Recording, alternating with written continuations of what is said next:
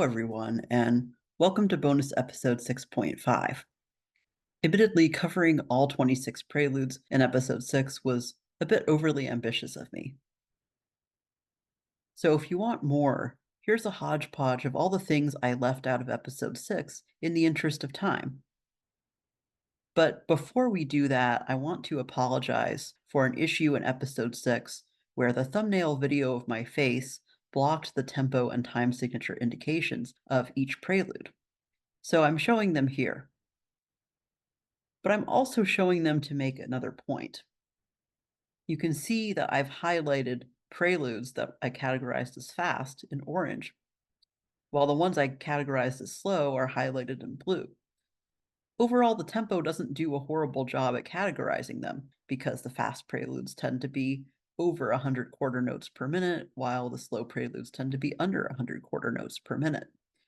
However, I want you to notice that exceptions definitely exist. For number 1 in C major and number 8 in F sharp minor, both of them have slow tempo ratings, despite me categorizing them as fast. And that's because these quarter notes are not moving very quickly, but they have small beat subdivisions.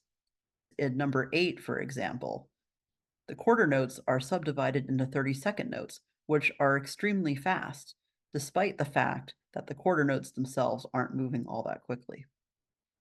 Additionally, you're probably noticing that some of the slow preludes actually have tempo ratings above 100 quarter notes per minute. All of this is to say that the tempo doesn't perfectly sort the slow and fast preludes, and it's also to say pieces feeling slow or feeling fast is dependent on much more than just the tempo rating alone. So now I'd like to cover some points of music theory that I wasn't able to get to in episode 6. First up is the augmented chord, which I'd claimed was a dissonant chord despite not being constructed out of any dissonant intervals. It's made out of major thirds, and it's also made out of A minor sixth. To see how this chord, which has no dissonant intervals, can itself be dissonant, let's try to see which key C augmented would be diatonic to. Well, it has C and E, so maybe it's diatonic to C major. But C major has G and not G sharp. But you know what does have E and G sharp is E major. The problem is that E major has C sharp, not C. Now, if we rewrite G sharp as A flat, and we see A flat and C, then maybe it belongs to A flat major. But the key of A flat major has E flat and not E. In fact, it turns out that this chord won't be diatonic in any key, which is why it will sound strange regardless of its context. And now what happens if you try to invert it? Well, inverting a C augmented produces an E augmented, and you can see that there are two major thirds stacked above E. Invert it again, and you've got an A flat augmented. So you're probably wondering, which of these notes is the root? Well, there isn't any one note that's more root-like than the other, and having this lack of center makes the chord feel very disorienting when we hear it. This is not unlike the whole tone scale, where there's a whole step between every adjacent note. So what that means is that no matter which scale degree we start on, the scale is going to sound the same, relatively speaking. There's no one scale degree that's more dominating than the others, or more like scale degree 1 than any of the others, so it sounds very disorienting. Another thing from episode 6 is that I often referred to thirds and sixths and fourths and fifths in pairs. And why did I do that? Well, that's because they're invertible pairs. And when two intervals are invertible, that means that they sum to an octave and will contain the same notes. But I think seeing an example is going to be much more helpful. From C to G, it's a perfect fifth, and if we wanted to invert that interval, we'd move the C up by an octave, and that would produce a perfect fourth from G to the higher C. As you can see, both of these intervals have the same notes, and indeed a perfect fifth plus a perfect fourth gives an octave. This is not unlike inverting a chord. For example, C major when the C goes on top, but the chord is still functionally a C major. Likewise, intervals that are invertible have functional equivalents. So here's a list of common invertible pairs. Another thing I had mentioned in episode 6 was that the major pentatonic scale feels happy and calm, but I never explained why that is. And I'm going to attempt to explain that by first looking at the major scale. The regular major scale is pretty consonant. However, we can still make dissonant intervals. But if we removed F and B, we could no longer make those intervals. And when you take the remaining notes, it actually turns out that is exactly the major pentatonic scale. So we can't make tritones or minor seconds with the major pentatonic scale. What intervals are we able to make? Well, we can make major seconds, major and minor thirds, perfect fourths, plus all of their inverts. All of these intervals are pretty consonant, and perhaps that's why the major pentatonic scale feels the way it does. But I'd like to say, too, that this is largely speculation on my part. In episode 6, you saw a lot of dominant to tonic movement, as this comes with the territory of classical music. What I didn't say was that this movement carries different sentiments in major versus minor keys, although that probably isn't too surprising. In my opinion, the tritone resolution in the dominant 7 feels a lot more satisfying in the major key.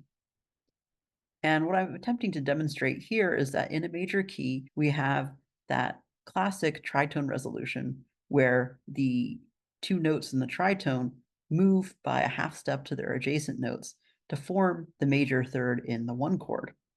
This movement is very small and smooth and almost feels like we barely had to do anything at all to resolve that tritone.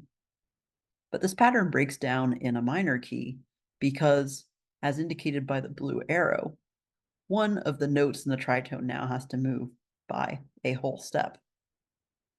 So take a look at the animation that I've prepared and listen to the difference in the sound of this resolution in major versus minor keys.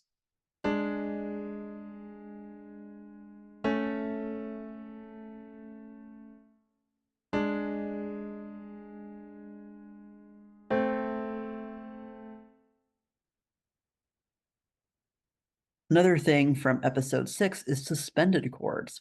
I mentioned a suspended chord when I was talking about number 4 in E minor. What is the suspended chord? Well, what if we took the 3 in a major triad and moved or suspended it to scale degree 4 or 2? Well, we'd end up with a suspended 4 or a suspended 2 chord, respectively.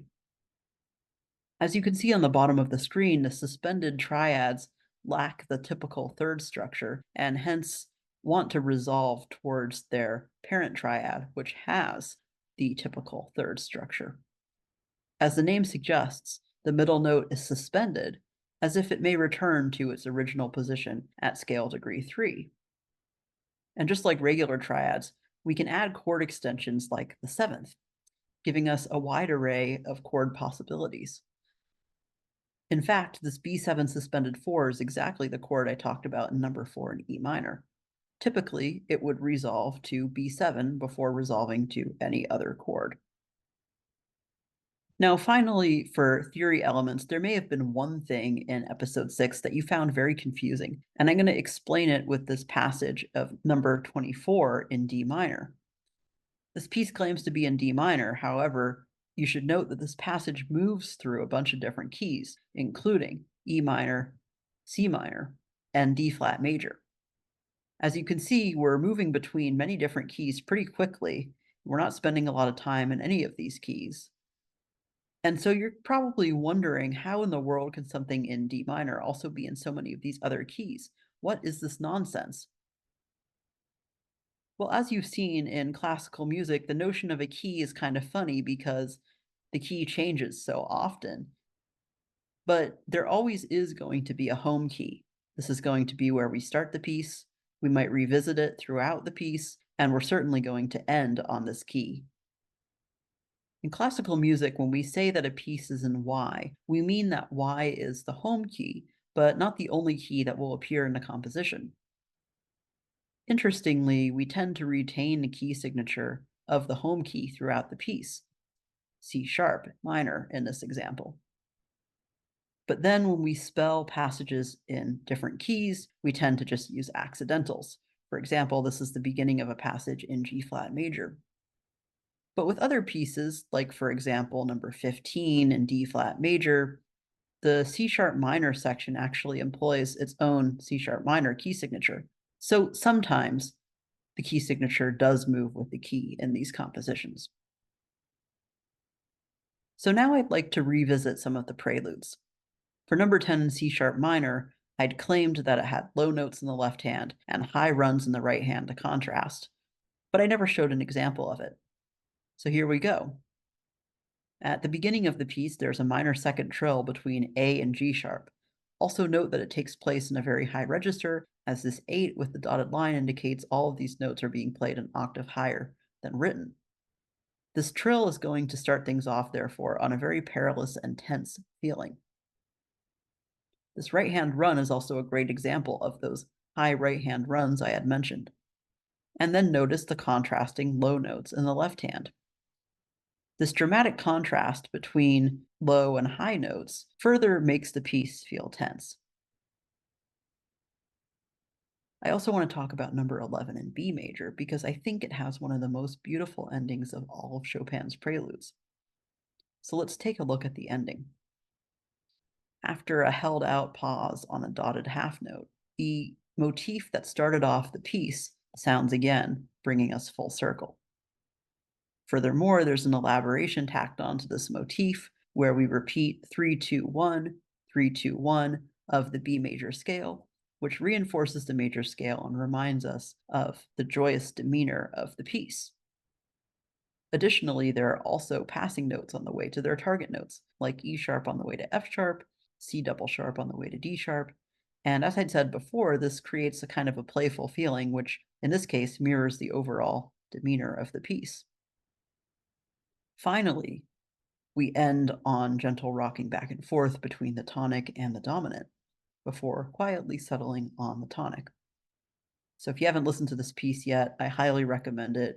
You're going to really enjoy the ending. Now for number 16 in B flat minor, I had referenced fast dissonant chord changes. Here's another example of that. Right here, we are mostly in B flat minor. We're in B flat minor here, and then we're in B flat minor in the bars following this passage. But we're then very briefly in what appears to be C flat major. And making this key change, which first of all is a strange key change to make from B flat minor, it's very quick and abrupt.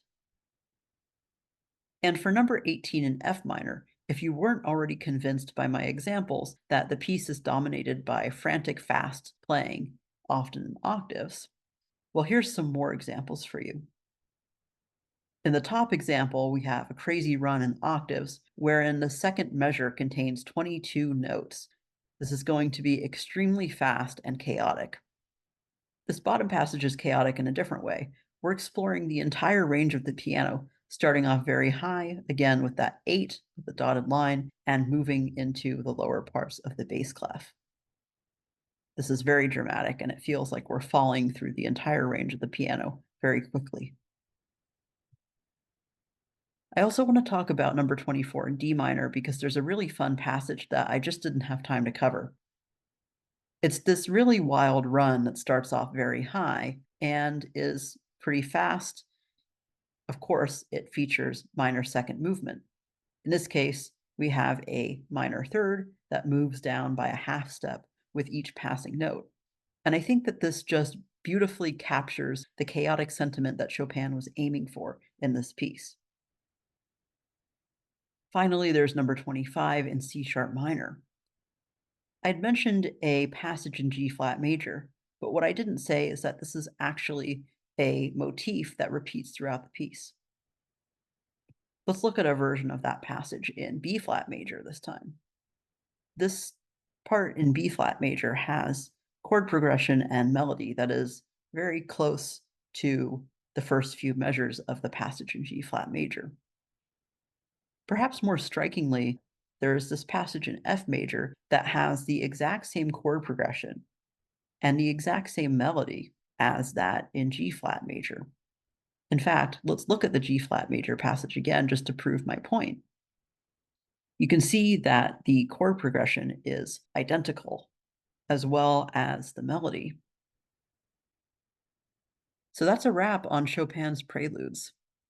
I hope you found this episode to be a nice complement to episode 6, and I will see you in the next one.